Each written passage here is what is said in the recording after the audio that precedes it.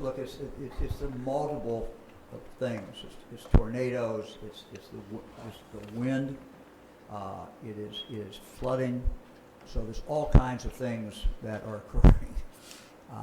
You know, we believe that the storm is going to be, you know, by tomorrow will be out. The second storm will be out of the state. The next storm will be out of the state by then. But that's when, you know, it takes a while for the flooding sometimes to get worse and worse. So the flooding is going to be, you know, a concern for the next, certainly through Thursday. We'll just have to see again. You know, this will be reported by you all and what you're seeing. But you know, it takes a while for this water to work its way to wherever it's going. A lot of it going to the Ohio River. But again, as you pile more water on, you increase the odds of problems. Governor, you said this storm is going to hit Columbus, the metro area, around 4 o'clock. Could you describe a little path in which this storm is going to take after it leaves the metro area? Take that. Who wants to do that?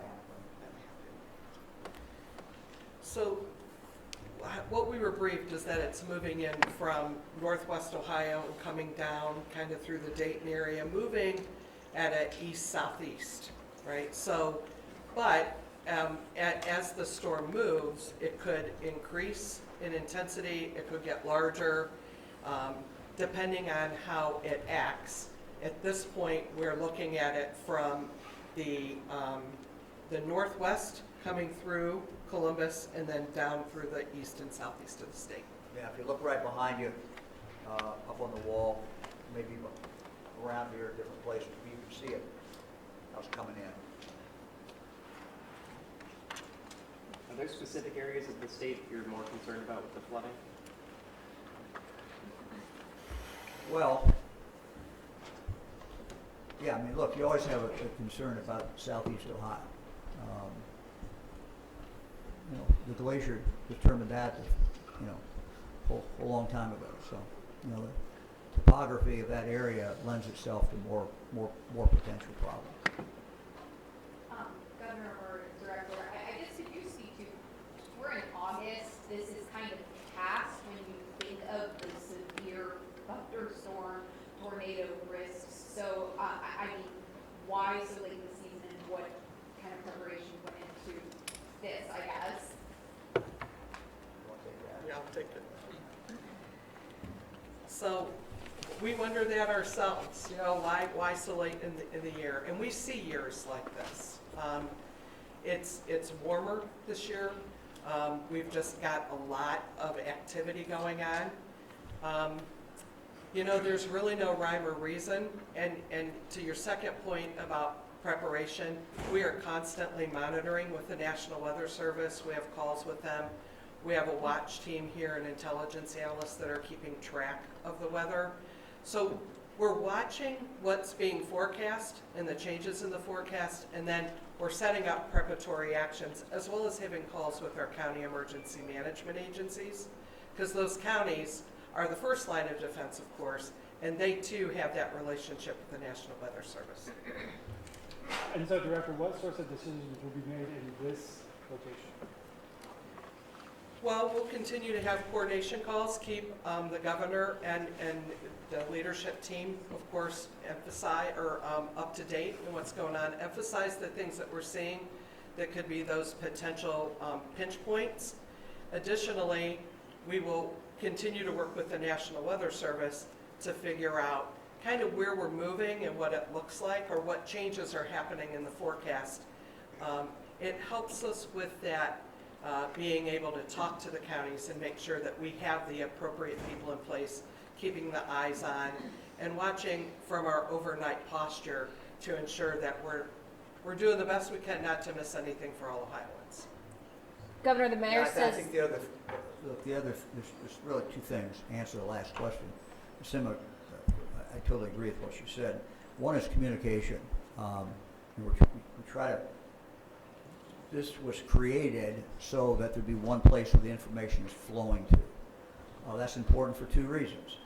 To get that out to the public, but also for the decision makers and to be able to make a decision about where to deploy different assets that we have. We are a state of local government. The incident control person here is the local fire chief.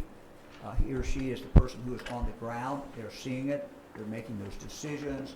But if they need some additional help, we want to be able to quickly provide that to them. As you saw, ODNR was out early today, assisting with rescues. We had other local law enforcement departments that were showing up there. It's really all hands on deck during an emergency like this. But we want to make sure, for example, the National Guard, those different units are positioned in different parts of the state. And so as we watch this unfold, if we need to put more than one unit someplace, we want to be able to quickly do that and not lose any time. So that's all what's going on. Governor, roughly of the 11.5 million people who live in Ohio, how many of them are in the path of the second wave of the storm? We're talking about what's coming through later tonight. Yeah. I don't know what the population would be, but it's basically the southern part of the state. But it's not southern Ohio, it's the southern part of the state. There's just take the map, and so that's where we're worried. The second one coming through tonight.